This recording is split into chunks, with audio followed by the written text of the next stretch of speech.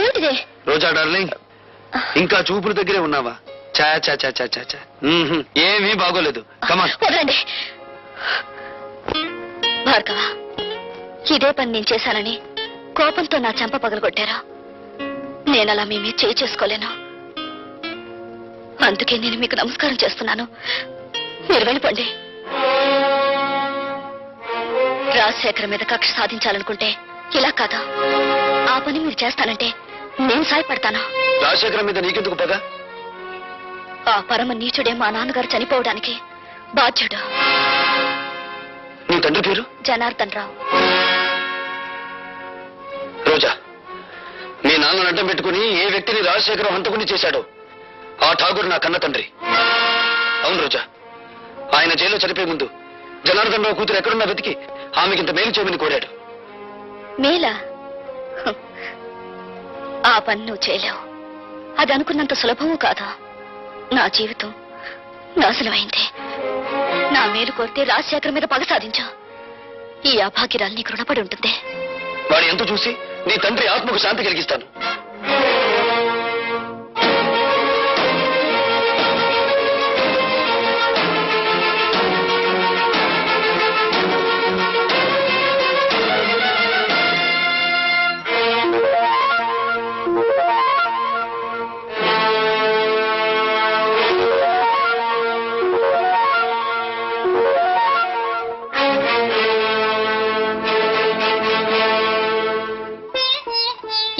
మగవాళ్లే గాని ఆడవాళ్లు రారే.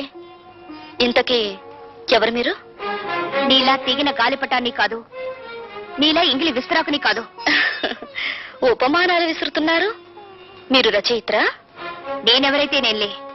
నువ్వేం చేయకూడదో చెప్పిపోవడానికి వచ్చాను. నాకు శాసించడమే అలవాటు గాని శిరసా వహించడం అనేది చేత కాదు. ఆ పొగరే నీ కళ్ళు నీ నెత్తి మీదకి వచ్చేలా చేసింది. నెత్తి మీద మా కళ్ళు లేకపోతే ఆకలి పెంచుకుంటూ వచ్చే రసికులందరూ మా కాళ్ళు పట్టుకోరుగా. నువ్వు ఆడదానివా, ఆడించేదానివా? ఆటలు ఆడిస్తాను, రాగాలు తీయిస్తాను, నవ్వులు నవ్విస్తాను. ఏడవకుండా ఇతరుల్ని ఏడిపించగలవు కూడా. అవునా? నువ్వు ఒట్టి రచయిత్రవే అనుకున్నాను. శూర్పణఖలా ఉన్నావే. కాదు, రాముణ్ణి ప్రేమతో కోరుకుంటున్న సీతను నేను, కామంతో దోచుకోవాలనుకుంటున్న శూర్పణఖవి నువ్వు. నా మీదంత నింద వేస్తున్నావే. నీకేం ద్రోహం చేశాను? ప్రేమ పెళ్లి అనే పదాలకు అర్థం తెలుసుకుంటే నువ్వు నాకేం ద్రోహం చేసావో నీకే తెలుస్తుంది. ప్రేమ ప్రేమ అనే పదానికి అన్నప్రాసన రోజునే నీళ్లు వదులుకున్నాను. పెళ్లి అనే మాటకి అక్షాభ్యాసం నాడే అర్థం మర్చిపోయాను. శీలాన్ని సమర్థబంతిలోనే చుట్టి వీధిలోకి విసిరిపారేశాను. అవేమీ ఇక్కడ దొరకవు. సుఖం భోగం అనే రెండు మాత్రమే ఇక్కడ దొరుకుతాయి. మీ చేతుల్లో చిక్కుకున్న విలాస పురుషుల భార్యల కన్యలు దొరకవా ఇక్కడ? మీరు భార్గవ భార్య? ఆ అదృష్టానికి నువ్వే దూరం చేస్తున్నావు. చూడండి, భార్యకు భర్త మీదే అధికారం ఉంటుంది, కానీ విలయానికి ఊళ్ళో వాళ్ళందరి భర్తల మీద అధికారం ఉంటుంది. షరాప్! కోపం దేనికి? ఇంకా పెళ్ళవకుండానే ఆయన మీద నువ్వు అధికారం చేయాలనుకుంటే నా పక్కదాకా వచ్చాడే, మరి నేనంత అధికారం చెలాయించాలి? విలయానికి ప్రేమ విలువ తెలీదు. గుప్పెడు మల్లెపూలతో, అప్పు తెచ్చుకున్న నవ్వులతో, దాచిపెట్టుకున్న వయసుతో మగవాణ్ణి సొంతం చేసుకోవాలని చూస్తారే గాని గుప్పెడు మనసుతో కాదు. ఆ మనసు నాకుంది. ప్రేమించిన వాడు దూరం అయినప్పుడు ఆ మనసు పడే తపన, ఆవేశాన్ని ఈ ప్రపంచంలో ఏ శక్తి ఏమి చేయలేదు. నువ్వెంత అమ్ముడు పోయే ఆడదానివి. భగవంతుడా, జైల్లో రాక్షసు లాంటి మనుషుల మధ్య బ్రతికొచ్చిన మా అన్నయ్య మానవత్వాన్ని మర్చిపోయేలా ఉన్నాడు. మళ్ళీ మంచి మనిషి కావాలని దీవించు స్వామి.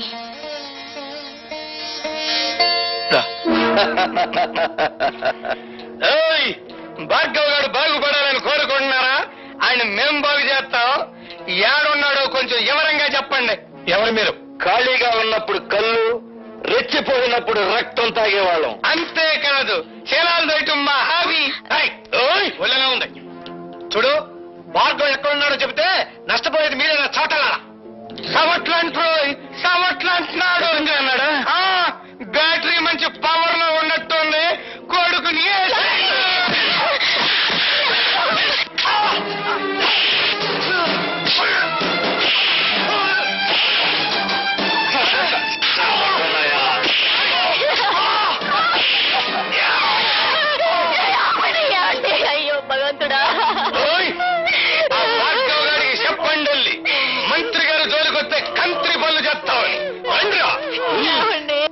మరేం పర్వాలేదమ్మా, ఇదేం ప్రమాదకరమైన గాయం కాదు. ఏం జరిగిందమ్మా? ఆ దాసుగారు మనుషులు వచ్చి... వద్దు పద్మ, జరిగిందేమిటో తెలిస్తే వాడు ప్రాణాల మీదకి తెచ్చుకుంటాడు. జరిగిందేమిటో నాకు తెలిసిపోయిందిరా. ఇక జరగాల్సింది రాజశేఖరానికి తెలియజేస్తాను. తమ్ముడు,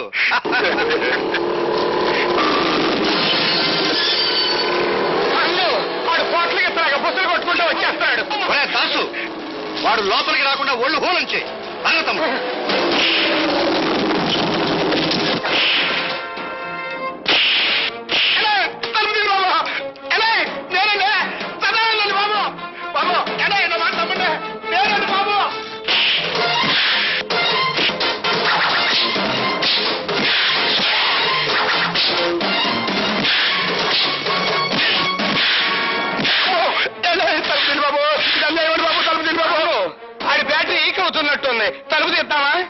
తలుపు తీస్తే అనవసరంగా భార్గవ్ గారిని మనం చంపాల్సి వస్తుంది. శవ రాజకీయమా?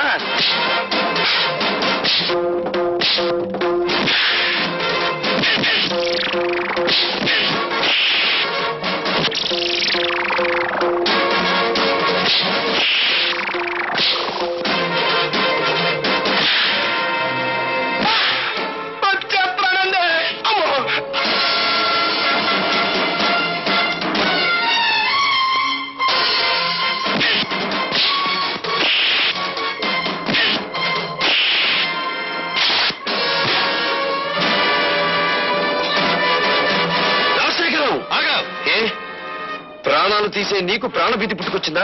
తుపాకీ చేత పట్టావు. ఇది ప్రాణభీతి కాదు, ప్రాణాలను తీసే రాజనీతి. నా ప్రాణాలు తీయడానికి నీ దమ్ములు, నీ ఇన్నపెట్టిలో ఉన్న సొమ్ములు చాలవురా. నా తల్లి శ్మశానంలో పిడికెడు బూడిదగా మారడానికి కారణం నువ్వు. నా తండ్రి నా కళ్ళ ముందే రక్తపు మడుగులో కళ్ళు మూయడానికి కారణం నువ్వు. నాకు మిగిలిన ఒక్క ఆత్మీయుడు శంకరం. అతన్ని కూడా మీరు చంపాలని చూస్తే ఈ భార్గవ రాముడు కాక తప్పదురా అని ఒక్క రోజుతో నేను చంపను రాజశేఖరం. నీ పాపాలు వెలుగులోకి తెచ్చి... అదంతా తేలికనుకున్నావా? ఎస్, జలగంగ పథకంలో ఇంజనీర్ ని చంపి మీరు డబ్బు కాజేసిన ఫైళ్లు, ప్రజా వైద్యశాల పెడతానని చెప్పి ప్రైవేట్ హాస్పిటల్ గా మార్చుకున్న ఫైళ్లు, బట్టబయలు చేసి నిన్ను వీధుల్లోకి ఈడుస్తాను. ఆ ఫైల్ ఉన్నాయో మన నాకేంకా చెప్పాలా, నువ్వే తెలుసుకుంటా. సాక్ష్యాలు సంపాదించి తీరతాను, మీ ప్రాణాలు అంతరిక్షంలోకి పంపించి తీరతాను. అన్నో తమ్ముడు, ఆ భార్గవ్ గారి చేతికి సాక్ష్యాలు దక్కడానికి వీల్లేదు. సదానందంతో చెప్పి గొడవల్లో ఉన్న ఇనుము సిమెంట్ ఊరు దాటించు. ఎలా సాధిస్తాడో నేను చూస్తాను. అట్లాగే.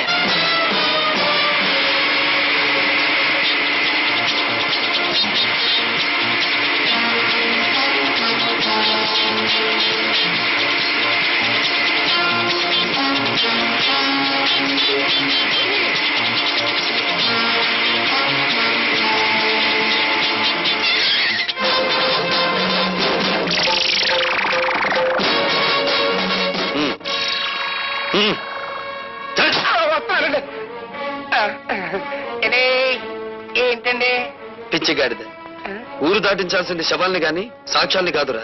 పద పోలీస్ స్టేషన్.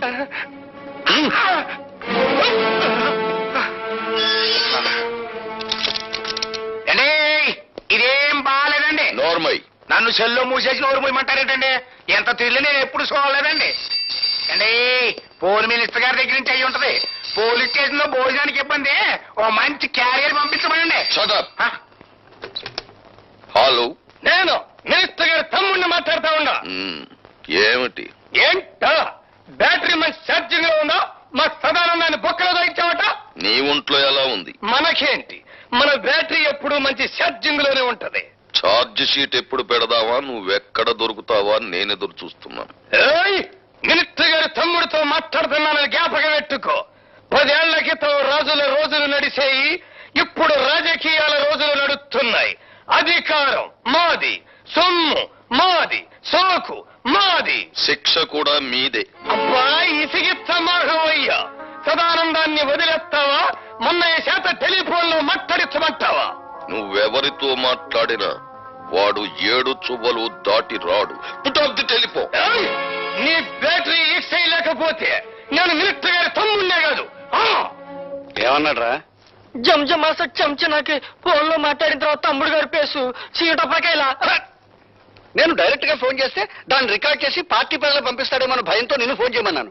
నే కాబట్టి సరిపోయింది. అదే నువ్వైతేనా ఆడు దులిపిన దులుపుడికి ఒళ్ళు సిర్రెక్కి ఫైనల్ గా బోనెక్కేవాడికి. ఇప్పుడు ఎలా రా సదానందాన్ని బయటికి తీసుకురావాలి కదా. నన్ను ఒక శీలం లేని ప్లాన్ చెప్పమంటావా? చెప్పు.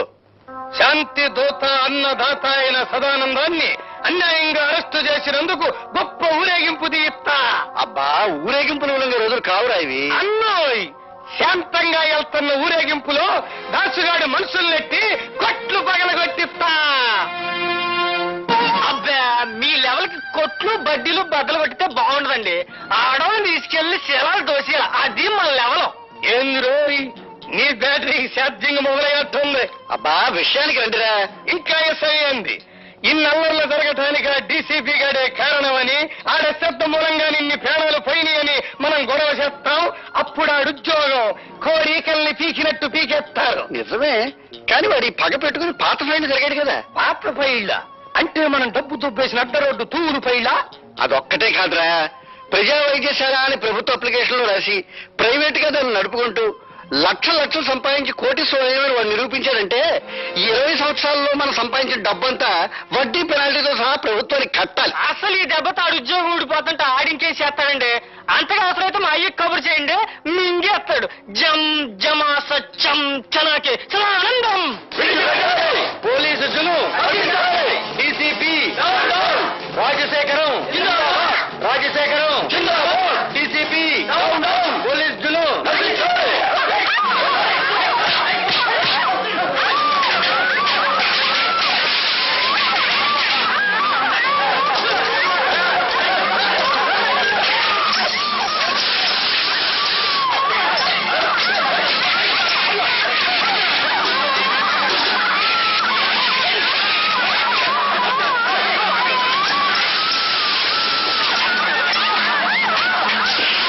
చెప్పమంటే ఏం చెప్పను. నా గుండెల్లో ఆవేదన రగిలిపోతుంది. నా బిడ్డలకి అన్యాయం జరిగిపోతుంది. నా ప్రజలకి ఆకలి మిగిలిపోతుంది. ఊరుకోవడం ఇప్పుడే అడిగితే ఏం లాభం? పోయిన శీలాలు ప్రాణాలు తిరిగి వస్తాయా? ఇదిగోండి దీనికి అంతటికి కారణం ఆ డీసీపీ గారే. వాళ్ళకంటే స్వచ్ఛమైన మా సదానందాన్ని మూసేశాడు. అది గట్టిగా రాయండి. అక్కడికి నేను చెప్పాను, అయ్యా ప్రతాపరావు గారు, సదానందం అంటే పేద ప్రజలకి ప్రాణం, తిరగబడితే అతనికి ప్రాణాలు ఇస్తారో తీస్తారో తెలీదు అని. ఇంతకీ నిర్ణయం ఏమిటండి? ఆ డీసీపీని డిస్మిస్ చేయకపోతే నేను నా మంత్రి పదవికి రాజీనామా చేస్తాను. ఏమిటి మీ సమాధానం? కాల్చి చంపుతున్న వాళ్లే కన్నీళ్లు పెడుతుంటే సమాధానం ఏం చెప్పాలి సార్? రాజశేఖరం గారు రాజీనామా చేస్తారట. రాజకీయ నాయకులు అలా బెదిరిస్తారే తప్ప రాజీనామా చెయ్యరు సార్. మిస్టర్ ప్రతాపరావు, వాళ్ళ స్వవిషయాలు మాట్లాడే హక్కు మనకు లేదు. వెంటనే సదానందాన్ని వదిలిపెట్టండి. గొలుసులు కట్టిన కుక్కలను వదిలిపెట్టొచ్చు గాని బోనుల్లో బంధించిన పులులను వదిలిపెట్టకూడదు sir. I don't want any argument. Do as I say. Certainly I will obey your orders. కానీ 24 గంటల్లోగా సదానందాన్ని, అతని వెనకాల ఉండి అల్లర్లు సృష్టిస్తున్న ఆ పెద్ద మనుషులిద్దరిని అరెస్ట్ చేస్తాను. Or else I will resign. అది అమ్ము నన్నేం చేయకు, అసలే పచ్చాకండి. లుచ్చలాగా వాక్కు. చెప్పేది విను. ఇదిగో ఈ క్యాసెట్ తీసుకెళ్లి ఆ రాజశేఖరానికి ఇవ్వు. దండాలండి బాబు. ఎందుకంత గేదె పెట్టలాగా ఎండో నడుస్తావు? ఇప్పుడు నీ లెవెల్ సిటీ మొత్తం మోగిపోతా ఉంది. మోగిపోతానే ఉంది. అంటే 24 గంటల లోపు మళ్ళీ మన అందరినీ మూసేస్తానని ఆ డీసీపీ పోలీసు వాళ్ళ మీటింగ్ లో తొడగొట్టి మరీ చెప్పాడంటండి బాబు. తొడగొట్టిన పడగొట్టడం మనకు అలవాటే కదా.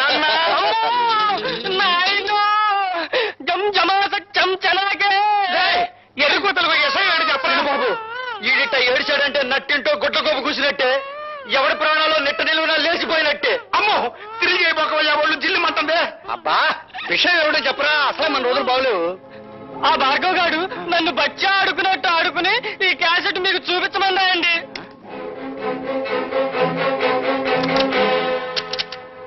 దుష్ట చతుష్టయానికి దుష్టాభివందనాలు. అన్ను మంచి పవర్ఫుల్ తెలుగు మాట్లాడుతా ఉన్నాడు. ఇది తెలుగుదేశం మనిషా? నిజమే, కానీ వాడి పగ పెట్టుకుని పాత ఫైన్ జరిగాడు కదా. పాత ఫైళ్ళ అంటే మనం డబ్బు తుప్పేసిన అడ్డ రోడ్డు తూరు ఫైళ్ళ. అదొక్కటే కాదురా, ప్రజా వైద్యశాల అని ప్రభుత్వ అప్లికేషన్లో రాసి ప్రైవేట్ గా దాన్ని నడుపుకుంటూ లక్షలు సంపాదించి కోటీశ్వరుడు వాడు నిరూపించాడంటే ఈ 20 సంవత్సరాల్లో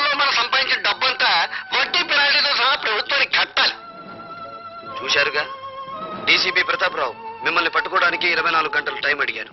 కానీ నేను 12 గంటలు మాత్రమే మీకు టైం ఇస్తున్నాను. మీకు మీరుగా మీ నేరాలన్నీ అంగీకరించకపోతే ఈ క్యాసెట్ పోలీస్ స్టేషన్ లో ఉంటుంది. జాగ్రత్త. ఏంద్రన్నంత దిగాలు పడిపోయావా? రాజకీయం అంటే దూరం అని నీకు తెలుసు కదా. ఏమండి రాజశేఖరం గారు, మీరు మన పార్టీ సిద్ధాంతాలకు వ్యతిరేకంగా స్వార్థంతో హత్యా రాజకీయం